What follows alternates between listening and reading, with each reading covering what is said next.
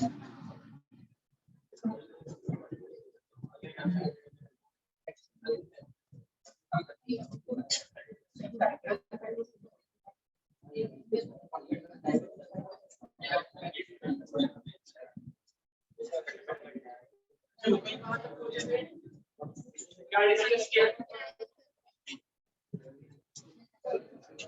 Discuss किया था? Sign convention और साइन कन्वेंशन के साथ लॉज ऑफ रिफ्लेक्शन। क्या क्या है laws of reflection? Angle I equal to और दूसरा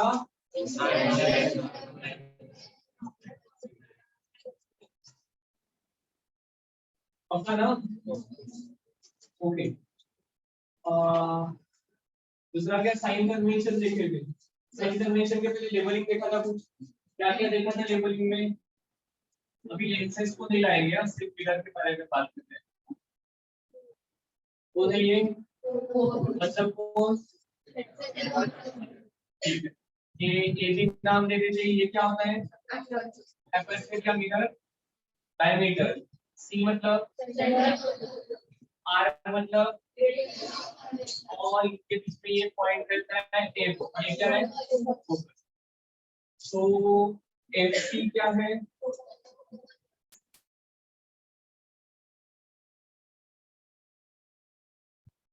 फिर सीपी क्या है?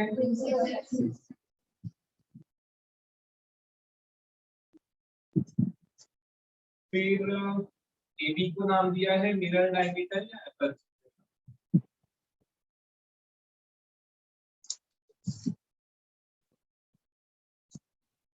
फिर सिर्फ सी को क्या कहेंगे? पता ना? तो किसी ने पेज में पढ़ाई नहीं की होगी तो उसके लिए हम लिख रहे हैं टी मतलब सेंटर ऑफ मिरर का सेंटर और स्फीयर का सेंटर दो अलग अलग है। किस कौन बचा है अभी? एफ रह गया। क्या हमारा एफ मतलब ओके। फोकस क्या होता है? कौन बताएगा व्हाट इज फोकस? फोकस क्या होता है?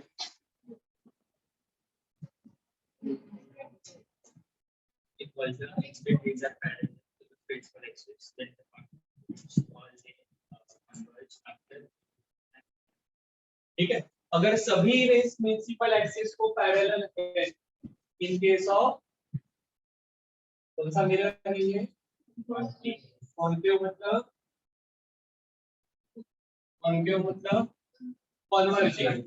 अगर सभी रेस प्रिंसिपल एक्सिस को पैरेलल है इनको नाम दिया जाता है पैरा एक्सिस। क्या नाम रहता है उनका? Para axis. Parallel to principal axis. कुछ एंगल भी बना सकते हैं, पैरेलल ही आएंगे बट प्रिंसिपल एक्सिस के साथ कुछ एंगल बना सकते हैं या जीरो का एंगल बना कर आएंगे। ऐसे सभी रेज यहाँ पर क्या होने वाला है? क्या होगा इस मिरर पर इंसिडेंट होने के बाद? ऑब्वियसली रिफ्लेक्शन होगा। ठीक है। तो ये जिस पॉइंट पर कन्वर्ज होते हैं उस पॉइंट को हम कहते हैं पता। वही अगर कॉन्वेक्स रहा तो क्या होगा?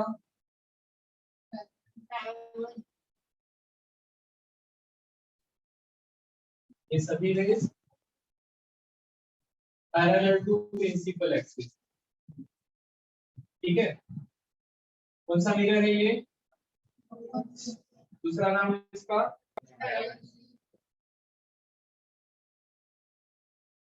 तो होगा क्या? आफ्टर रिफ्लेक्शन ऐसा लगेगा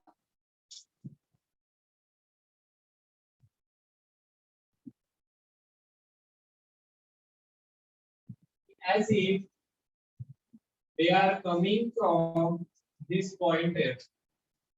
सही है। After reflection they will appear as if they are coming from F. Actually they are not coming from F. ठीक है। This is apparent. इसलिए शायद से कल हमने real image and virtual image को थोड़ा सा डिस्कस किया। रियल किसको कहते हैं? Actual intersection. ठीक है। और एपरेंट इंटरसेक्शन होगा, इंटरसेक्शन नहीं हो रहा है, these are diverging, दूर जा रहे हैं, नहीं मिलने वाले हैं, बट ऐसा लग रहा है कि जैसे कि ये इस पॉइंट से ओरिजिनेट हो रहे हैं, they are diverging from point A, so ये हो गया वर्चुअल, ठीक है, पक्का, ये वर्चुअल डिफरेंस ध्यान में आया। चाहे से मिरर के केस में हमने जो एक पॉइंट कहा था, एक्चुअल मिरर के सामने होता है, वर्चुअल मिरर के पीछे, याद है ना, इसको स्क्रीन पर ले सकते, नहीं ले सकते, इसको स्क्रीन पर आराम से ले सकते, ठीक है। टर्मिनोलॉजी ध्यान में है, नोमेनक्लेचर के लिए क्या कहा था, नोमेनक्लेचर के लिए हमने कहा था कि इस पोल को मान लेते हैं ओरिजिन, जैसे हमारा एक्स वाई एक्सिस होता है वैसे और ओरिजिन होता है वैसे ही हो जाएगा, और फिर इसके राइट साइड वाले और ऊपर वाले सभी कैसे रहेंगे, लेफ्ट एंड नीचे वाले, ऐसा हम कहते हैं। एक्चुअली कहना क्या है हमारा, लाइट के डायरेक्शन में जो डिस्टेंसेस मेजर किए जाएंगे फ्रॉम पोल, पोल से लाइट के डायरेक्शन में जो डिस्टेंसेस मेजर किए जाएंगे दोस ऑल डिस्टेंसेस आर, और लाइट के अपोजिट डायरेक्शन में जो मेजर किए जाएंगे वो सब, पक्का, ओके। क्या रहा है हम लोगों ने कहा, हाँ, एक छोटा सा पार्ट, इस पूरे this part is also called as geometrical optics या रे ऑप्टिक्स। यहाँ पर हम लाइट के रे के बारे में बात कर रहे हैं, रे ऑफ लाइट।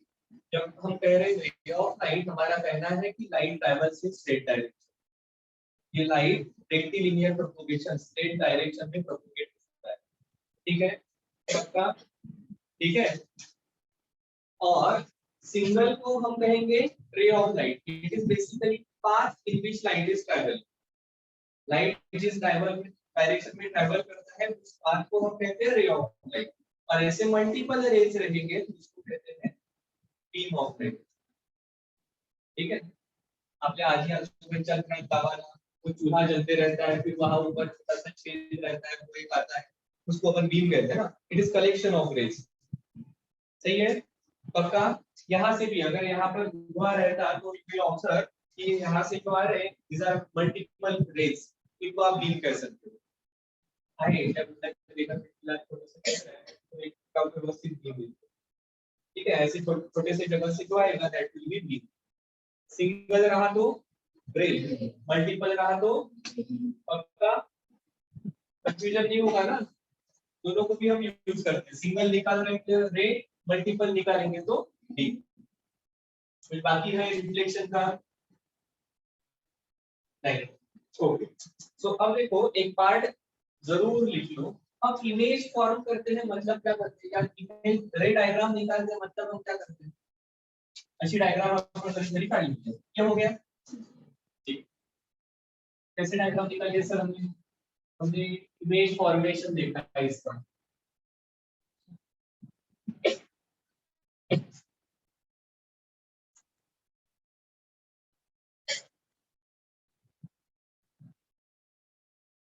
फिर ऑब्जेक्ट है,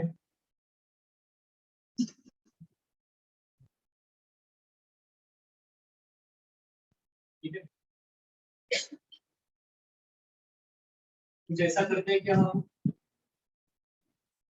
करते हैं, किया है क्लास 9 में 10 में, तो ये ए बी अगर मेरा ऑब्जेक्ट है तो ये क्या है, ए डैश बी डैश मेरी इमेज है। कैसे फॉर्म करते हैं हम इमेज, चार टाइप के रेज कंसीडर करते हैं, कौन से चार रेज कंसीडर करते हैं, पैरेलल टू, थ्रू, या डायरेक्टेड टुवर्ड्स, ठीक है।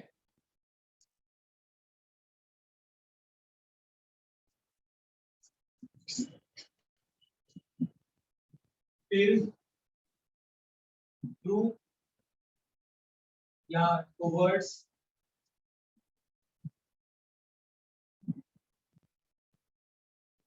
सी सेंटर ऑफ कर्वेचर, ये कैपिटल है, छोटा है हम जनरली फोकल लेंथ के लिए यूज करते हैं, चौथा कौन सा बाकी है, इंसिडेंट ऑन पोल, ठीक है। कोई भी इस प्रकार से कॉन्केव हो या इस प्रकार से कॉन्वेक्स हो, दोनों भी मिरर के लिए आप ये चार रेस कंसीडर कर सकते हो। और रे डायग्राम, रे डायग्राम निकालना मतलब क्या करना है, अगर हमें ऑब्जेक्ट की पोजीशन पता है कि ऑब्जेक्ट कंटिन्यूअस सिचुएटेड है तो उसकी इमेज कैसे बनेगी, ऐसा कुछ तो पार्ट हमने किया है। सो ऐसे चार रेस हम कंसीडर करते हैं कि पैरेलल टू प्रिंसिपल एक्सिस कैसे जाता है, पैरेलल टू प्रिंसिपल एक्सिस वाला कैसे गया,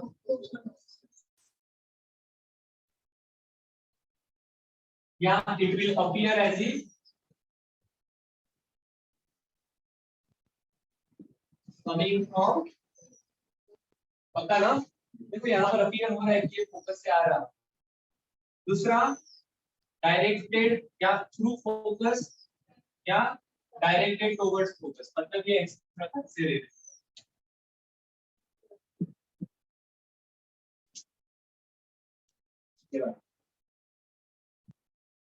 कैसे जाता है ये, it will travel parallel to principal axis। यहाँ पर भी, अब यहाँ पर एक्चुअल फोकस के थ्रू तो नहीं जा सकता, तो यहाँ पर डायरेक्टेड टुवर्ड्स फोकस करेगा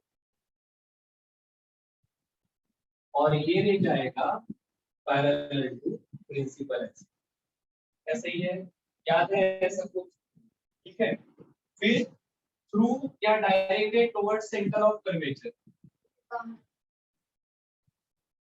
क्या कहेंगे हम, ये retrace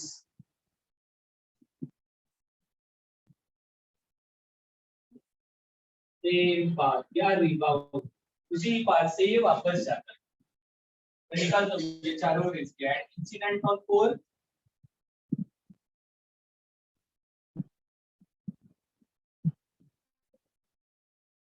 reflects by making equal angle with principal axis।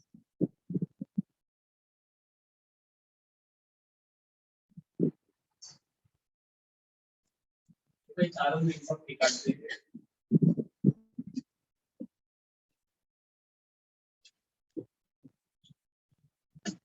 मैंने भी ये इस प्रकार से क्यों बिहेव करते हैं, ये आपने रटा भी होगा, इससे पहले रटा था, पता है। आपण लक्षात ठेवतो ये चार रूल्स दिए हैं, पर ऐसा क्यों, क्यों ऐसा कि जो पैरेलल टू प्रिंसिपल एक्सिस है वो फोकस के थ्रू जाएगा, या it will appear as if it is coming from focus, या जो फोकस के थ्रू जाने वाला है या जो फोकस के थ्रू पास होता है वो पैरेलल टू प्रिंसिपल एक्सिस है, कोई बताता है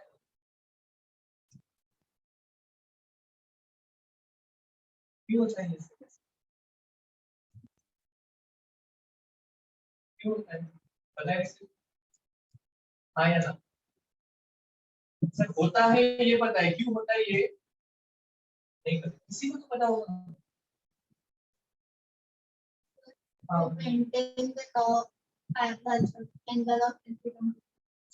angle I equal to angle R, वो तो सिर्फ यहाँ पर दिख रहा है, बाकी सब जगह पर सही में ऐसा है कि वो लॉज ऑफ रिफ्लेक्शन फॉलो करते हैं, ऐसा है एक्चुअली यही सही है, they actually follow laws of reflection, ठीक है। जैसे जस्ट फॉर एग्जांपल एक चीज पहले पूछ लेता हूं, सर्कल कभी तो पढ़ा है, ठीक है। अब इसका छोटा सा पार्ट मेरा स्क्वायर रहने वाला है, ठीक है। अब मैं यहाँ पर शायद से रे इंसिडेंट हो रहा है, छोटा सा पार्ट कंसीडर करना है, तो ये छोटा सा पार्ट कंसीडर करना, तो मैं इसको नॉर्मल निकालने के लिए क्या पहले मुझे यहाँ पर टेंजेंट निकालनी पड़ेगी इस पॉइंट पर, और अब इसको परपेंडिकुलर मतलब क्या निकालना होगा, पक्का पक्का, radius is always perpendicular to tangent.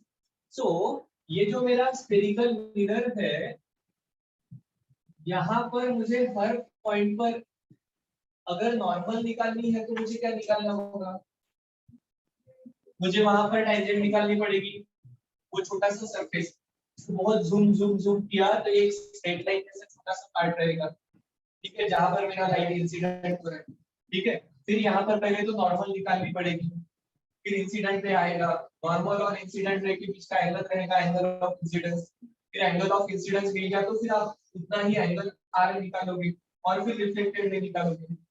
यही प्रोसेस है।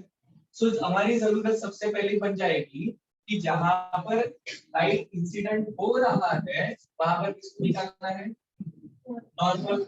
नॉर्मल मतलब किसको निकालना है, टेंजेंट। टेंजेंट नॉर्मल नहीं है ना उस पॉइंट को, टेंजेंट तो उसको टच करने वाली लाइन है, और फिर यहाँ पर नॉर्मल मतलब हमें निकालनी पड़ेगी रेडियस।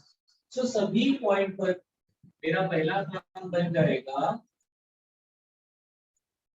नॉर्मल निकाल दो मतलब रेडियस। अब जो रे ऑफ लाइट आएगा इसने बनाया हुआ एंगल आई, ठीक है।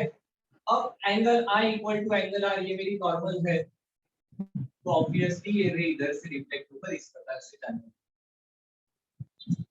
ठीक है। सो एक्चुअली ये चारों जो है this are nothing but law of reflection, angle I equal to angle R. सिर्फ एंगल आई निकालने के लिए हमें नॉर्मल निकालनी पड़ेगी मतलब रेडियस निकालनी पड़ेगी। तो देखो ये पोल है, यहाँ पर ये सी डी ये ऑलरेडी रेडियस है।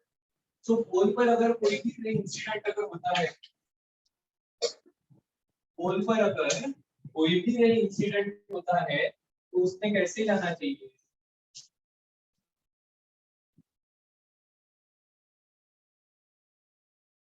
ये एंगल आई होना चाहिए। सो ऑब्वियसली इसने उतना ही एंगल आर बनाकर जाना चाहिए, सही है। अगर कोई फोकस के थ्रू जाने वाला रे है, ये रे है जो फोकस के थ्रू आया, अब मेरा काम क्या बन गया, मुझे पहले तो नॉर्मल निकालनी पड़ेगी मतलब रेडियस निकालो, क्या एंगल आर बन गया। अब ये अगर एंगल आर है तो इतना ही एंगल आर बनाकर ये रे यहाँ पर। सो एक्चुअली ये चार जो रेस आप कंसीडर कर रहे हो, ये अपने मन से उसको भी बताना कि पैरेलल जा रहा है तो मुझे फोकस के थ्रू जाना है, वो तो simply law of reflection follow करते हैं, angle I angle R. Interesting part इतना ही है कि हमेशा हमारी radius of curvature is normal, क्या सही है। इसलिए फिर देखो ये चौथा जो हमारा बचा है तो सेंटर ऑफ कर्वेचर के थ्रू आता है। सपोज ये सेंटर ऑफ कर्वेचर के थ्रू जाने वाला है, क्या यही रेडियस है, हमारा रेडी इसी डायरेक्शन में आ रहा है, एंगल ऑफ इंसिडेंस कितना हो गया, 0, तो एंगल ऑफ रिफ्लेक्शन कितना होना चाहिए, तो इसने क्या करना चाहिए, सेम पाथ से जाना चाहिए, क्या सही है। तो ये चार जबरदस्ती याद रखने की जरूरत नहीं है, अब आपको याद है कि अच्छी बात है। These are simply following laws of reflection. क्या क्लियर है पक्का। सो ऐसा दूसरा पार्ट, अब मैं थोड़ा सा समय बचाता हूँ, कॉन्वेक्स के लिए ये निकालना नहीं, आप आराम से निकाल पाओ। कॉन्वेक्स मतलब ये वाला पार्ट हो जाएगा, ये हमारी रेडियस हो जाएगी अगर कोई ये रे आ रहा है। अब यहाँ पर नॉर्मल मतलब सही है, angle I equal to angle R करने के लिए ये इस प्रकार से जाना चाहिए, ऐसा लगेगा कि ये इस फोकस वाले पॉइंट से है। अगेन यहाँ पर कहीं तो हमारा पोल रहेगा, पोल पर इंसिडेंट हुआ तो होगा, फिर पोल पर इंसिडेंट हुआ, यही नॉर्मल है, ना ही इक्वल एंगल बनाकर वैसे के वैसे चला। सी के थ्रू आने वाला यही रेडियस है, यही नॉर्मल है, एंगल ऑफ इंसिडेंस हो गया 0, एंगल ऑफ रिफ्लेक्शन भी 0 होगा, इट विल रिटर्न। और फोकस के थ्रू डायरेक्टेड अगर की है तो यहाँ पर रेडियस नॉर्मल निकालनी पड़ेगी मतलब रेडियस निकालनी, ठीक है। तो angle I equal to angle R करने के लिए तो पैरेलल टू प्रिंसिपल एक्सिस ही जाना पड़ेगा, ठीक है पक्का। रे डायग्राम निकालने के लिए कोई पूछेगा नहीं है ऐसा क्यों होता है, शायद से नहीं पूछेगा, पर आपको ये बैकग्राउंड पता होना चाहिए। सेकंड, अब एक्चुअली हमें जब इमेज ड्रॉ करती है हम कितने रेस यूज करते हैं, दो में आपका काम हो जाता है। आपको और चाहिए तो आप तीसरा रे निकाल सकते हो, पर हुआ सफिशिएंट। ठीक है, ओके। इमेज मतलब होता क्या, इसकी इमेज निकाली मैंने, ठीक है, इमेज निकाली। एक्चुअली हमने क्या किया, इरेज कर दूं, ये समझने का पार्ट है, बाकी ये 4 पॉइंट लिखे तो काम हो जाएगा। इमेज निकालते हैं मतलब हम क्या करते हैं,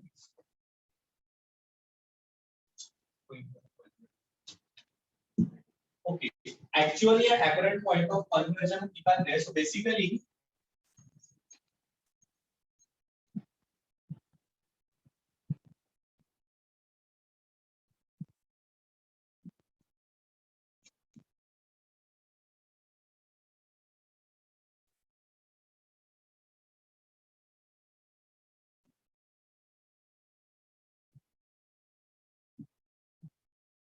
सो हम जनरली को इस प्रकार से निकालते हैं।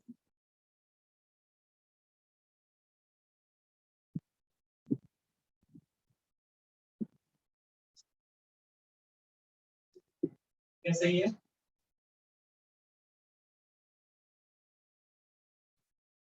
ऐसे ही करते हैं। सी सेंटर ऑफ कर्वेचर पर जो ऑब्जेक्ट रहता है उसकी साइज की इन्वर्टेड इमेज वहां पर एक फॉर्म होती है, ठीक है। सो एक्चुअली इमेज निकाली मतलब क्या निकाला, इमेज फॉर्म होती है मतलब क्या होता है? मैं इसमें यहाँ से सिर्फ दो ही एक्चुअली इनफाइनाइट निकालते, इनफाइनाइट निकाले तो फुर्सत आपके पास नहीं, इसलिए दो निकालते, पर बस एक ही पॉइंट से निकालने हैं, एक ही पॉइंट से निकालेंगे तो हो जाएगा। एक्चुअली इमेज फॉर्म होती है तब क्या होता है, इसके हर पॉइंट से जो रेज निकल रहे थे, जैसे यहाँ से निकला हुआ रे तो यहाँ पर आएगा। सो एक्चुअली हमारे ऑब्जेक्ट के ईच एंड एवरी पॉइंट से निकले हुए रेज ये करस्पॉन्डिंगली कहाँ कन्वर्ज हो रहे हैं, यहाँ पर कन्वर्जन मिला है इसलिए कन्वर्ज हो रहे हैं, कहाँ पर कन्वर्ज हो रहे हैं ये हम देखते हैं। So for each point on object, there is corresponding point of convergence on image. Yeah, actually there is another point of convergence जहाँ पर यहाँ से निकले हुए ray meet हो रहे हैं, and this collection of all such point is your image. ठीक है, ऑब्जेक्ट के ऊपर के हर पॉइंट से जो रेज निकले हैं वो यहाँ पर मल्टीपल रेज निकलने वाले, ठीक है, वो यहाँ पर कहीं जाकर मीट हो रहे हैं एक दूसरे से, कन्वर्ज हो रहे हैं, ठीक है। ऐसे सभी पॉइंट का कलेक्शन मतलब इस ऑब्जेक्ट की यहाँ पर इमेज फॉर्म हो रही है।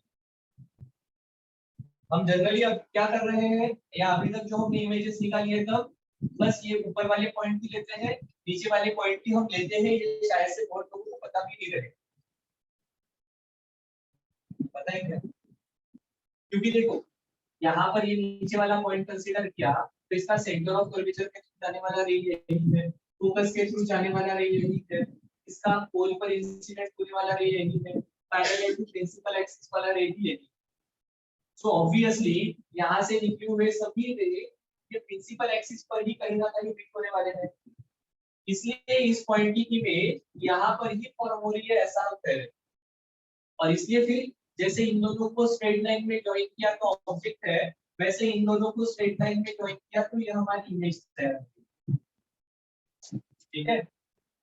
ये हम एक्चुअली करते नहीं है, हम सिर्फ ऊपर वाले ए पॉइंट पे ए डैश इमेज निकालते हैं, ये बी के जगह पर बी डैश लेते हैं, ज्वाइन कर देते हैं, काम करते हैं, ठीक है। पर एक्चुअली ये हो रहा है। सो इमेज मतलब क्या, ये सिर्फ लिखते हैं और फिर आगे बढ़ेंगे।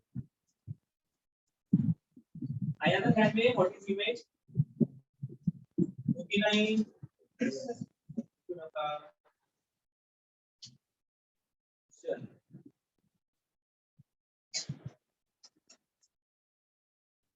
an image formed by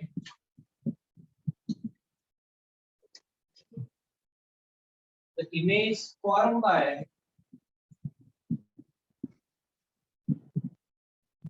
mirror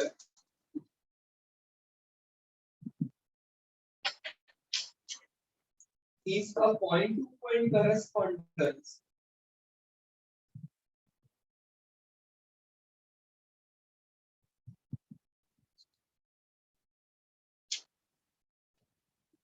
point to point correspondence with the object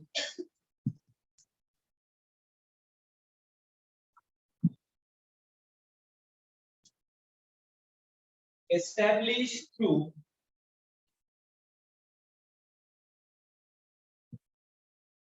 reflection, bracket में लिख सकते हो रिफ्रैक्शन, रिफ्रैक्शन का होगा लेंस के केस में, ठीक है।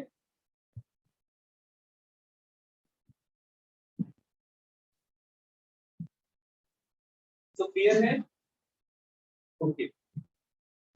सो एक चीज और ध्यान में रखते हैं, हमने दोस्तों पैरा एक्सियल के बारे में पढ़ा था, वो भी लिख लो, paraxial rays. What is paraxial race?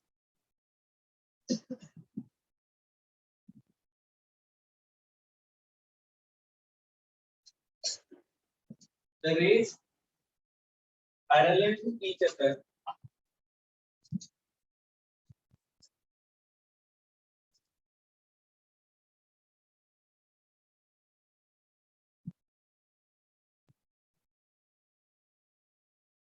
and making small angle with principal axis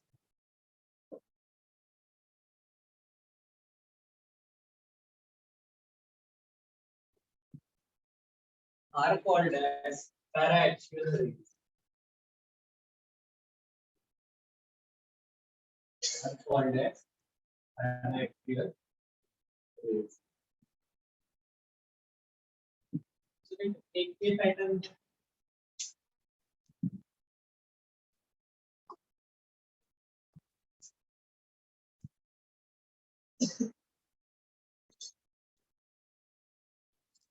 ठीक है। देखो यहाँ पर हमारे rays parallel to principal axis होते हैं और ये आफ्टर रिफ्लेक्शन कोई एक पॉइंट पे आकर मीट होते हैं।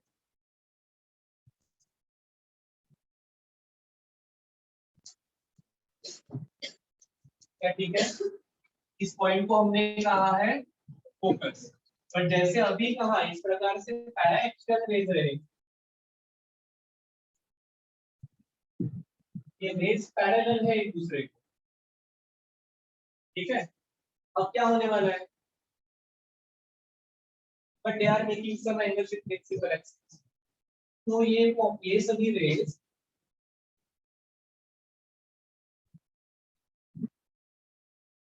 एक पॉइंट पर मीट होते हैं। इस पॉइंट की खासियत क्या है,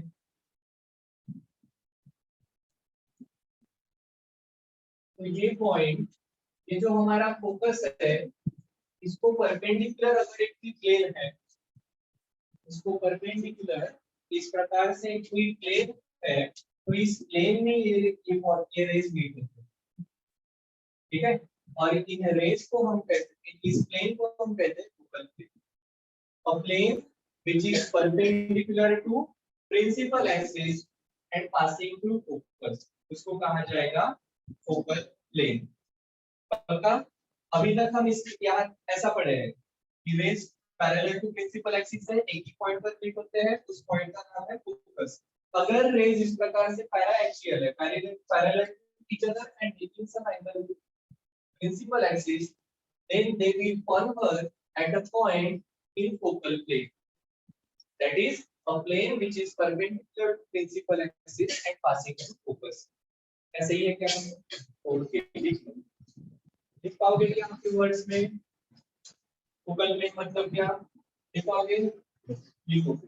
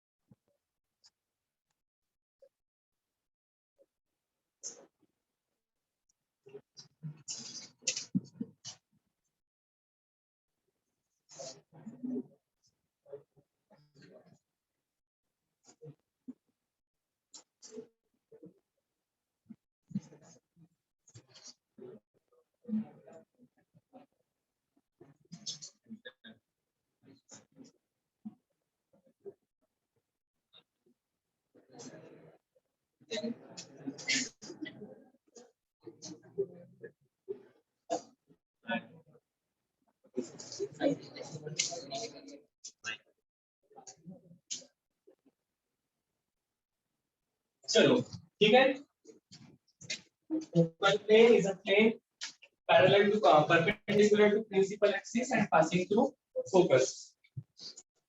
चलो तो इमेज क्या होती है ध्यान में आ गया, रे क्या है, बीम क्या है, और इस प्रकार से ये बिहेव करते हैं, क्यों बिहेव करते हैं, सभी हमें ध्यान में आ गया।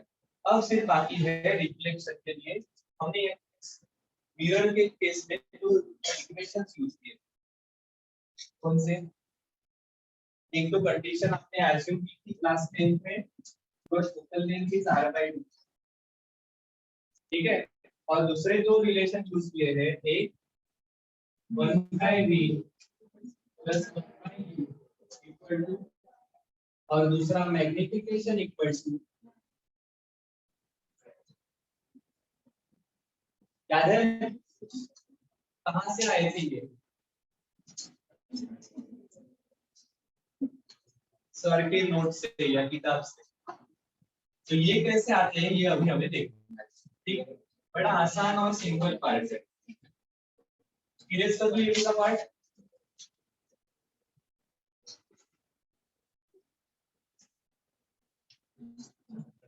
देखो आई एम अगेन रिपीटिंग, किसी को कोई भी पार्ट फिर से एक बार पूछना है आप आराम से पूछ सकते हो, अदरवाइज देखो ये सब आपको सिर्फ हम रिवाइज कर, अभी रिवाइज कर रहे हैं, बाकी कुछ नहीं कर रहे। हाँ, अब जो पार्ट करेंगे वो थोड़ा सा अलग है, जो हमने इससे पहले नहीं पढ़ा है, बट पूरी आसान है, कोई टॉपिक साइंस।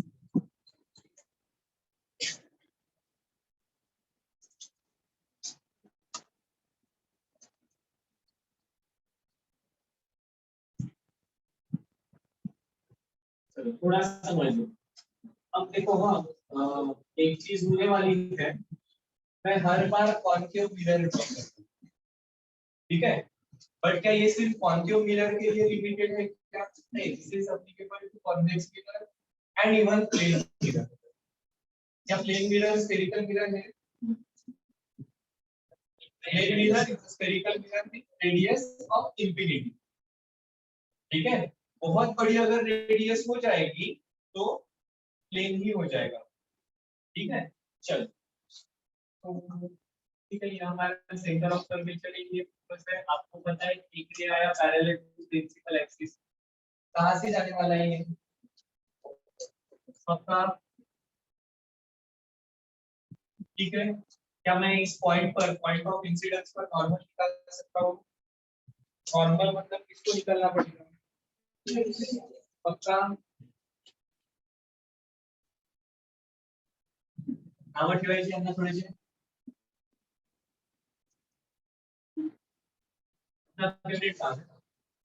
ये ऐसा ही है, वो वैसा ही है, इसका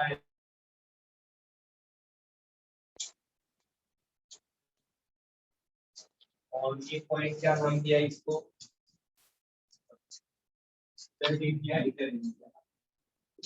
ठीक है। तो ये सी से रेडियस जो निकाली है से लगे तो आप एक डैश एन लिख सकते हो, ray parallel to principal axis आपका रिफ्लेक्शन फोकस के थ्रू जा रहा है, एंड बेसिकली हम उस केस के बारे में बात कर रहे हैं कि जहां पर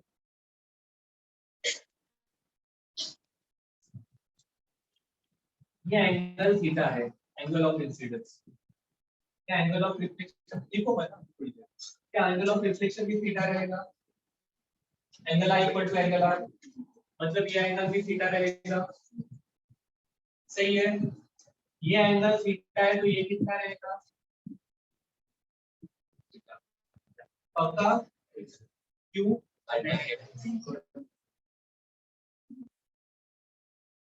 तो ये एंगल कितना रहेगा,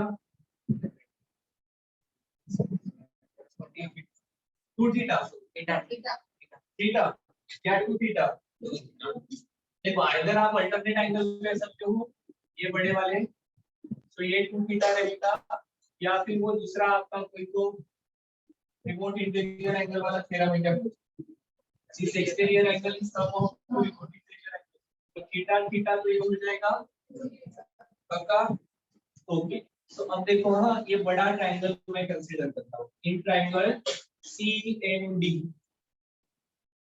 tan थीटा क्या होगा?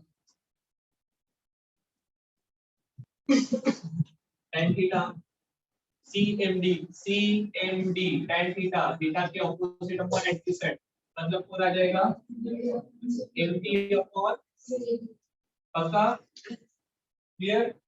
ओके, अब दूसरा ट्रायंगल कंसीडर कर रहा हूँ। तीन ट्रायंगल FMD,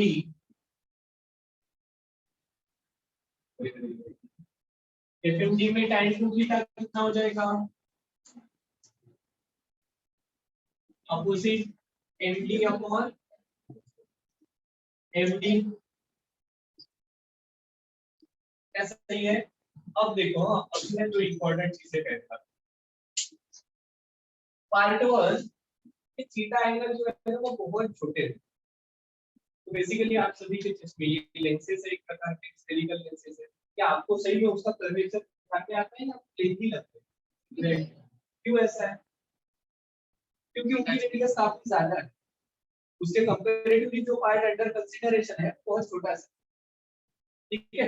वैसा यहाँ पर है, मतलब दिस इज लाइक इस रूम इतना अगर इस स्फीयर है तो इतना छोटा सा पार्ट हम मिरर करके कंसीडर करते हैं, ठीक है?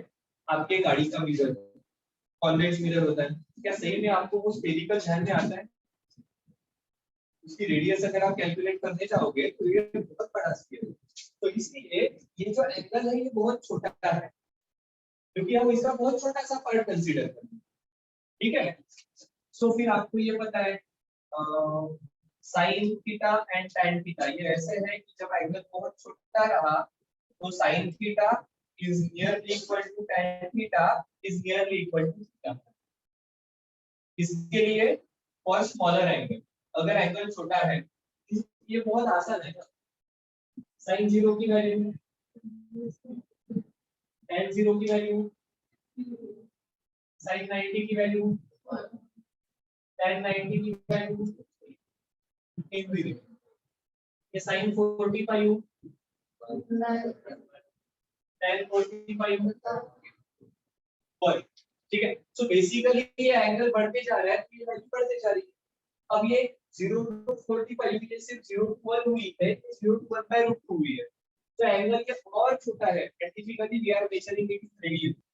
तो ये अगर बहुत छोटे एंगल है तो मतलब एंगल 1 है, 2 है, 5 है, इसका स्मॉल एंगल, तो इनके लिए tan theta and sin theta इनकी वैल्यू बहुत छोटी रहती है, दैट इज इक्वल टू छोटा सा एंगल, ठीक है?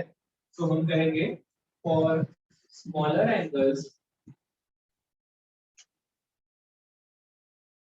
एंड लिया है, मैं साइन लिख नहीं रहा हूं, पर this is applicable to sine also, tan theta is nearly equal to theta. अब दूसरा पार्ट, अगर सही में ऐसा है, इसका कर्वेचर बहुत कम है, तो d और p के बीच का डिस्टेंस कितना रहेगा? देखो कर्वेचर बहुत कम है, इस प्रकार से है,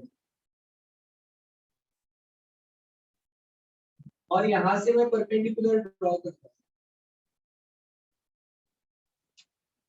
तो क्या ये बहुत पास में रहेंगे डी और पी?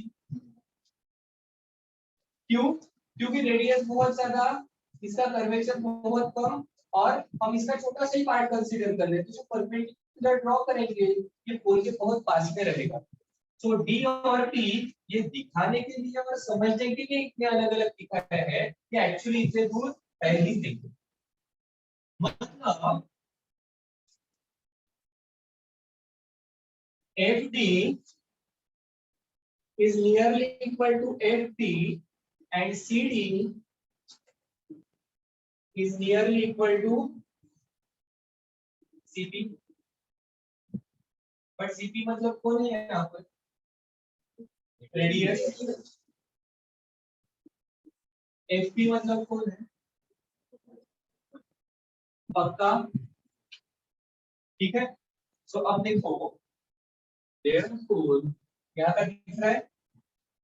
therefore इसको मैं लिख रहा हूँ tan theta which is nearly equal to theta is equal to MD upon CD, मतलब कौन है?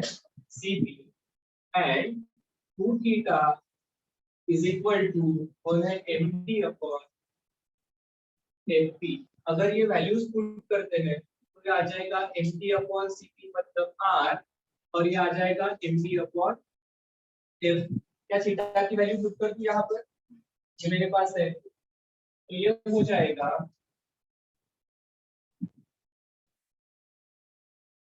देखो हाँ 2 थीटा की वैल्यू पुट कर रहा हूँ MD अपॉन R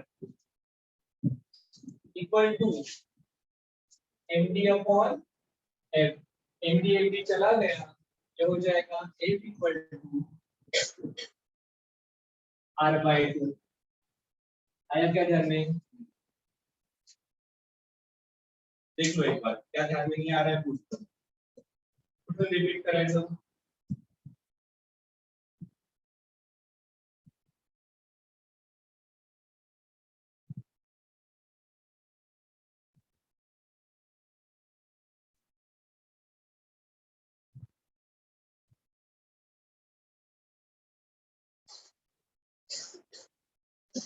देख लो आराम से।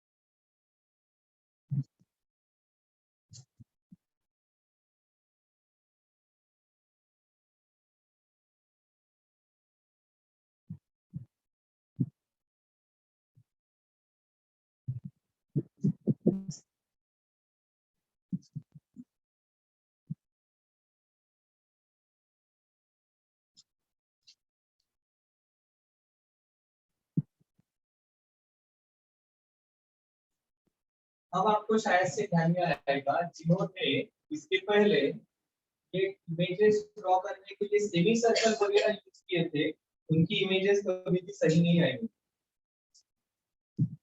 एक्चुअली इमेज ड्रॉ करने के लिए आपको ये ऐसा छोटा सा ही पार्ट कंसीडर करना, जिसने इस प्रकार से पार्ट कंसीडर किया होगा वो ये बेसिक पार्ट जो हमने यहाँ पर कहा है उसको कॉन्ट्राडिक्ट करना। देखो आपके भी टेक्स्ट बुक में लिखा है, मुझे पता है क्लास 9 में और 10 के टेक्स्ट बुक में लिखा है कि सभी स्फेरिकल मिरर में हमारे मिरर का जो एपर्चर आता है वो mirror diameter it is very small compare to radius of curvature. ऐसी एक लाइन है एटलीस्ट 10 सीबीएसई के बुक में तो 110%। ये मिरर डायमीटर ये एक्चुअली रेडियस ऑफ कर्वेचर से बहुत बहुत छोटा है, ठीक है। रेडियस ऑफ कर्वेचर अगर 5 मीटर होगी तो आपका मिरर कुछ तो 1 फीट का 2 फीट का, 5 मीटर इज 15 फीट, 15 टाइम्स ज्यादा, ठीक है। और ऐसा है तो ये सब चीजें फॉलो होगी। यहाँ पर क्या होगा, यहाँ पर आपका मिरर डायमीटर ये भी डी है और रेडियस ऑफ मतलब मिरर डायमीटर डी है और आपकी रेडियस ऑफ कर्वेचर आर है which is half of metre.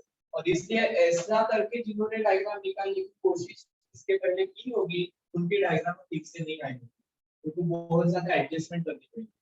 इसलिए अगर डायग्राम निकालनी है तो इस प्रकार से छोटा सा पार्ट कंसीडर करें, ठीक है। Is it clear? आ गया पहला पार्ट, लॉजिकल है, कुछ भी नहीं, हमने सिर्फ एक रे लिया, ray parallel to principal axis after reflection it is passing to focus. Normal निकाली, एंगल ऑफ इंसिडेंस किया थीटा, एंगल ऑफ रिफ्लेक्शन भी थीटा रहेगा, ठीक है। फिर आपको ध्यान में आया अल्टरनेट एंगल ये भी एंगल थीटा है, तो रिमोट इंटीरियर एंगल से ना अल्टरनेट एंगल से ये 2 थीटा हो गया। तो ये बड़े वाले सी एम डी में आपने tan थीटा की वैल्यू लिखी, फिर एफ एम डी में tan थीटा की वैल्यू, और फिर कहा कि थीटा की वैल्यू एक्चुअली बहुत कम है, तो tan theta is nearly equal to theta and D and P almost coincide हो रहे हैं क्योंकि थीटा बहुत छोटा है। क्लियर? पक्का? ओके, बस आगे कंपैरेटिव कैसे वैल्यू सब्स्टिट्यूट करके थीटा की वैल्यू निकाल कर थीटा में सब्स्टिट्यूट कर फाइनल रिलेशन। क्लियर? हो गया पार्ट एक पूरा। जाए आगे इसके तरफ देख लेते हैं। ध्यान में आया कि उसको ज्योमेट्रिकल ऑप्टिक्स कहते हैं। हम उसी पार्ट पर खेलने वाले हैं।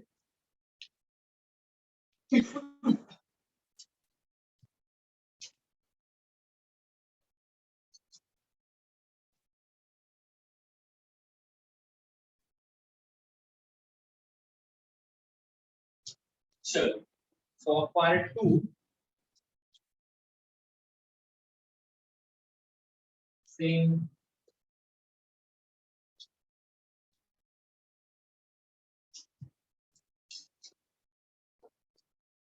ओके, किसी की मेरे क्वेश्चन है?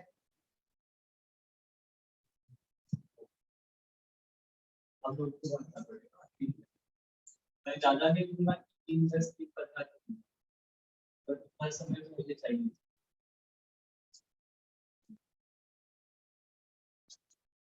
तो देखो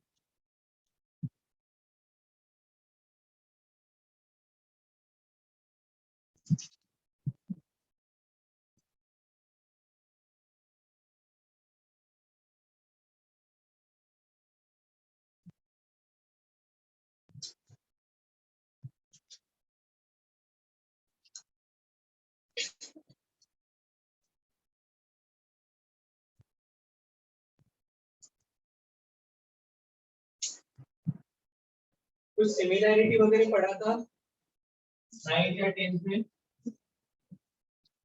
थोड़ा थोड़ा तो याद होगा ना। ट्रायंगल सिमिलर होते तो क्या होता है? एंगल्स एंगल्स कैसे रहते हैं? Same equal and sides. चलो आता है यहाँ पर नंबर 2 का है ए बी सी। चलो ए ठीक है, ये है F B dash B dash और आप ये उसको एन एन।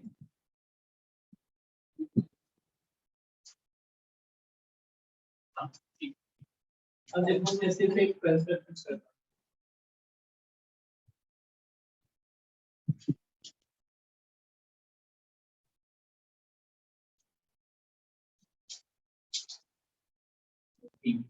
आपको हाँ पहले डायग्राम करो, डायग्राम पाइप्स करना है, दोन पाना वाया जाऊंगे पण मोठी डायग्राम। देखो पूरा डायग्राम का केलेला डायग्राम को एकदम अशी छोटीशी काढून जागा नका वाचू।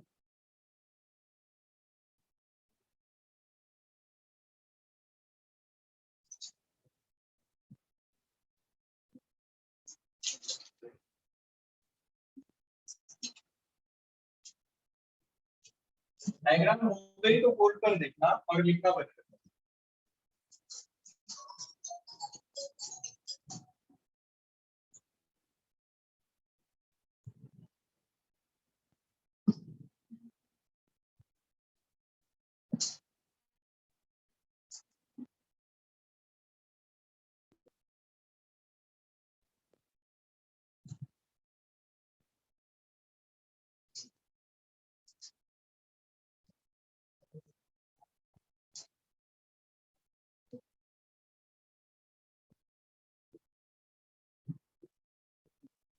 पहले डायग्राम का रूल तो गई सबकी, अब शांति बैठ जाओ 2 मिनट खाली।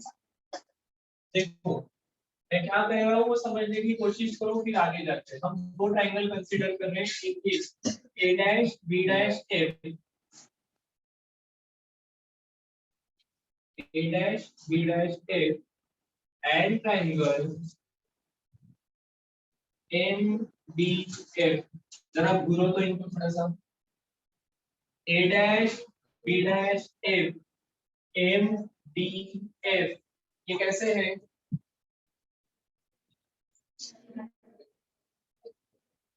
सिमिलर है, दो एंगल इक्वल है तो तीसरा, दो क्यू इक्वल है, ये 90 डिग्री है, ये वर्टिकली ऑपोजिट है, ऑब्वियसली तीसरा इक्वल रहेगा, ट्रिपल एट एसी ये सिमिलर हो गए, पता? ओके, इसका मतलब A dash B dash upon M D is equal to B dash F upon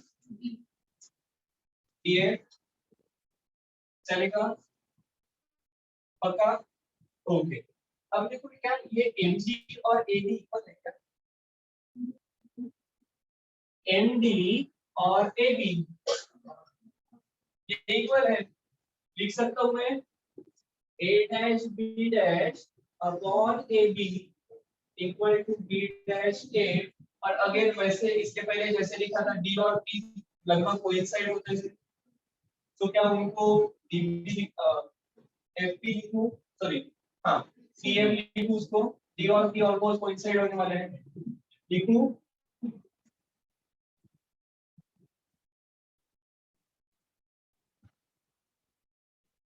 पहला पार्ट आ गया। अब मैं दूसरा पार्ट लिखता हूँ, अब मैं ये ट्रायंगल कंसीडर करता हूँ ए बी एंड पी, और दूसरा है पी ए बी पी है, तो दूसरा A dash B dash P, कौन सा है? In triangle A B P A B P and triangle A dash B dash P, again इनको देखो ये कैसे है, पक्का? ये 90 है, ये भी 90 है, angle I equal to angle R रहेगा, और एंगल इक्वल है तो तीसरा ऑब्वियसली रहने वाला है ट्रिपल एट टेस्ट से, ये कैसे हो गए सिमिलर? अगर सिमिलर है तो आप लिख सकते हो, एक सेकंड कुछ भी नहीं करते, A dash B dash P और ए बी, तो फिर हो जाएगा A dash B dash upon A B equal to B dash P, क्या सही है? इसको इक्वेशन 2 पे 1 और 2 से क्या ध्यान में आ गया? एलएचएस से तो ऑब्वियसली आरएचएस लिखो, क्या है ये B dash F upon P F, okay, ये B dash F B dash F B dash F ये है, क्या मैं इसको B dash P minus F लिखूं? B dash F is B dash P minus F P, चलेगा? पक्का?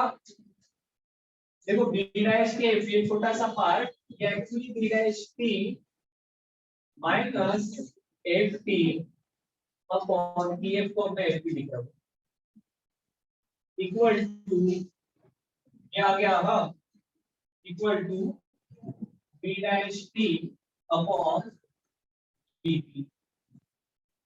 अब देख लो जरा बी डैश पी मतलब क्या है, ये एक्चुअली आपका इमेज डिस्टेंस है, बी डैश पी इमेज कहां पर फॉर्म हो रही है, इमेज डिस्टेंस है, एमपी क्या है आपकी focal length, B dash P आपका image distance, MP focal length, ये focal length, B dash P again image distance, BP मतलब क्या है? Object distance. क्या ये सभी डिस्टेंसेस होल से लेफ्ट हैंड साइड में है, मतलब पॉजिटिव रहेंगे नेगेटिव? पक्का? लिखो बी डैश पी मतलब क्या है -3, एफ पी मतलब क्या है -8, और बी पी मतलब क्या है -q, क्या सही है? देखो बी डैश पी ये इमेज का डिस्टेंस है, पोल से इमेज कहां पर फॉर्म हुई है, एफपी, ये फोकल लेंथ है, और बीपी ये आपका ऑब्जेक्ट डिस्टेंस है। ऑल ऑफ दीज ये मेजर करने के लिए हमें पोल से लेफ्ट साइड में मतलब लाइट के अपोजिट डायरेक्शन में जाना है। लाइट के अपोजिट डायरेक्शन में, इसलिए इनके साइन नेगेटिव आए। अगर ये वैल्यू पुट करता हूं तो देखो p डैश p मतलब minus p minus of fp मतलब माइनस f, fp मतलब minus f, b dash p मतलब क्या है माइनस p, dp मतलब माइनस u। क्या सही है? अब देखो हाँ माइनस माइनस पक्का, तो क्या ये v बाय f हो गया, minus v upon minus f, separate किया, माइनस माइनस प्लस, और ये माइनस माइनस प्लस, ये देखो minus v plus f upon minus f, इसको सेपरेट करेंगे तो minus v upon minus f plus f upon minus f, ठीक है, equal to minus v upon minus 2 is आप इतना लिखने के लिए चलो v बाय f हो गया, ये क्या आ जाएगा minus 1 equal to dividing both side by u, sorry v,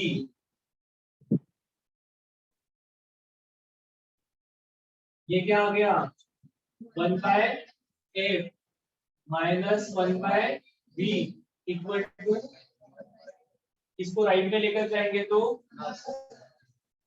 ये बन जाएगा 1 बाय v, राइट में लेकर गए पॉजिटिव हो गया, ये यहाँ पर ही है प्लस 1 बाय इक्वल टू, क्या ये डायरेक्टली यूज किया था, एंगल का आ जाएगा। क्या ये सिर्फ कॉन्केव के लिए एप्लीकेबल है? पक्का, ठीक है।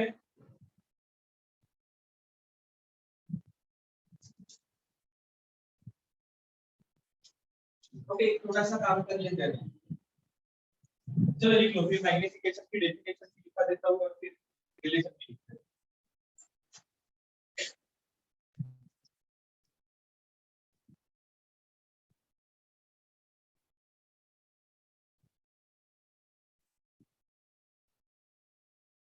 लास्ट टाइम में आपका ज्योमेट्री का पेपर हुआ था, इसलिए ये आता नहीं है, ये तो मैं मानूंगा। ज्योग्राफी का पार्ट रहता तो मैं समझ लेता, शायद से पेपर नहीं हुआ था।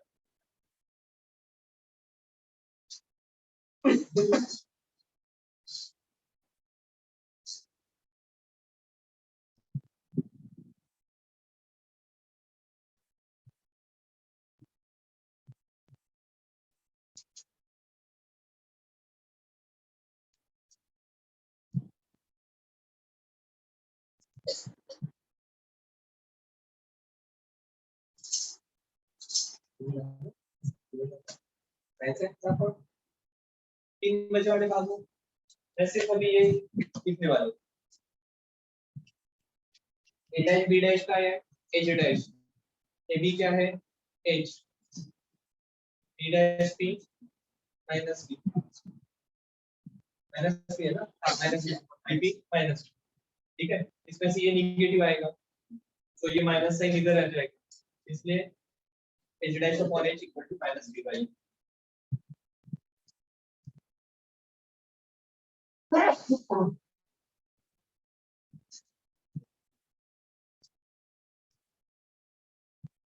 सॉल्यूशन लिख देते हैं क्लासेस में, तो आप लिख के स्क्रीनशॉट निकाल, इसकी अभी तक की पूरी नोट्स तैयार है, संपूर्ण लिखेगा सरळवरती करायचं, एवढं लिखायचं आपलं सरळवरती, 1 2 3 4 5 6, ओके ठीक, म्हणजे कुठल्या चॅप्टर ऑसिलेशन आधी आना बाकी है, पण ठीक है चल,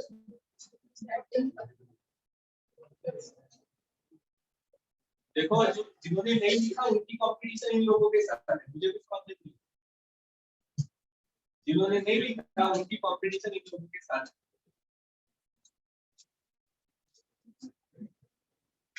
हाँ वैसे भी कुछ लोग होंगे जिन्होंने पूरा लिखा होगा पर दिमाग पूरा खाली, या एटलीस्ट आधा खाली होगा। जिन्होंने कुछ भी नहीं लिखा उनका पूरा खाली। और ऐसे शायद से कुछ लोग होंगे कि जिन्होंने आधा लिखा है पर दिमाग में आधे से ज्यादा। So there is still scope for improvement.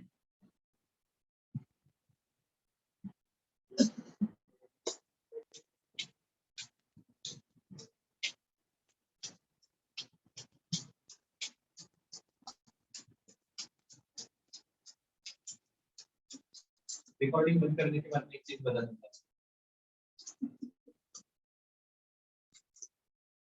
हो गया लिखकर? चलो मैग्निफिकेशन क्या होता है लिखते हैं।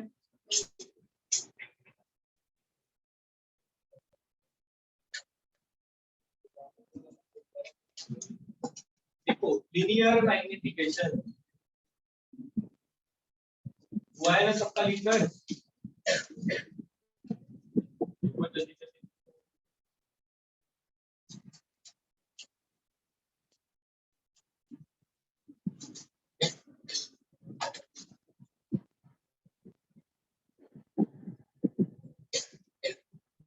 लीनियर मैग्निफिकेशन ब्रैकेट में लिखो छोटा है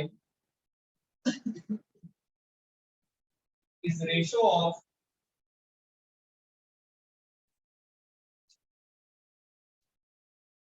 height of image। linear magnification bracket में लिखो छोटा है is ratio of height of image bracket में लिखो h dash to height of object h।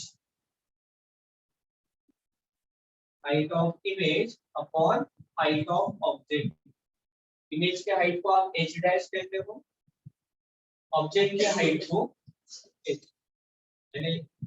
में हाइट ऑफ इमेज का क्या फिक्स है नहीं ना, height of object ratio of height of image to height of object. Okay चलो देखो क्या हुआ, ठीक है चलो। सो क्या हमारे पास इक्वेशन 2 है a dash b dash upon ab equal to b dash b upon ab। तो देखो हमने मैग्निफिकेशन को क्या कहा है, m is h dash upon h। अब ये रिलेशन देखो हमने क्या लिखा है, a dash b dash कहां मेजर कर रहे हो, a dash b dash principal axis के नीचे या ऊपर, पॉजिटिव रहेगा या नेगेटिव, तो ये आ जाएगा AB प्रिंसिपल एक्सिस के ऊपर, B dash T left hand side में, BB लेफ्ट हैंड साइड में, B डैश P इमेज का डिस्टेंस, BB ऑब्जेक्ट का डिस्टेंस। तो ये माइनस अगर उधर जाता है तो ये आ जाएगा h डैश अपॉन h, जिसको आप मैग्निफिकेशन कहते हो। ये माइनस ने माइनस को उठा दिया पर ये माइनस इधर आ गया तो ये हो गया माइनस v अपॉन समझ गया क्या किसका रिलेटिविटी। तो जो सब कुछ आप क्लास 10 में एज्यूम कर रहे थे या डायरेक्टली यूज कर रहे थे, आज आपको उसका बैकग्राउंड भी पता है।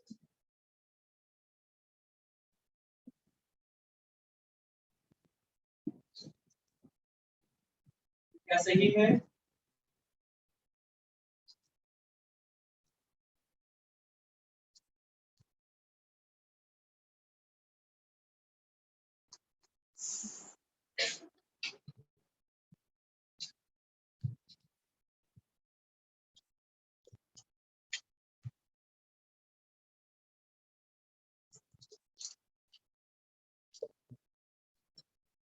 चल